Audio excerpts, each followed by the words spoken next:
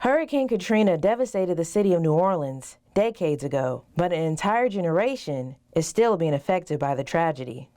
In America, especially during disaster, Black children are not even a thought. Have you ever talked about this before? No, I haven't. Why you think? I don't know, nobody didn't really ask me. Edward Burkles Jr. spent 7 years documenting the stories of his peers who survived the storm as children. Specifically when I was a child, I would see unjust things happening, but I never knew what I could do to change it.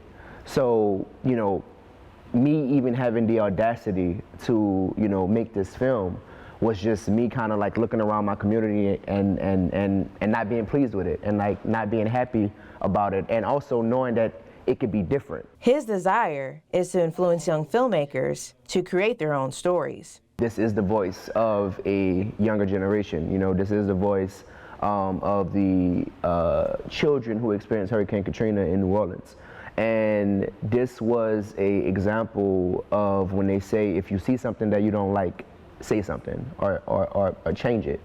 Melody Gilbert invited him to share his success with her students. I hope that he inspired my students to believe in themselves and to know that they have stories that they can also tell. By attending the screening, students can learn the process of making a documentary with little to no budget. We're going to show him our own pieces of our documentary that we're working on right now, and I'm super excited to have him watch mine. I was editing it just last night and I'm really nervous.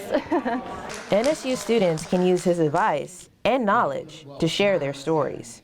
I'm excited to see someone from Louisiana be a filmmaker and make it into the business because of something that he experienced, and to bring more coverage on the climate issues that happen with Louisiana, but also the trauma that we don't really talk about. With this film, it gave audience members the courage to share their past trauma. And I just wanted to say that this really touched me too, just how you were saying. Because I lived in New Orleans for 6 years. I moved there when I was 6 with my mother. My mother had to, in fact, go to New Orleans after Hurricane Katrina hit because she was in the military. She joined in 2000.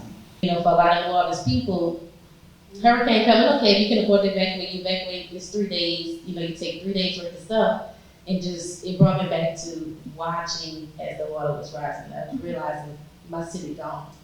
With his documentary, he hopes to inspire filmmakers to pursue their dreams. Keisha Swafford, ABC 31 News, that works for you.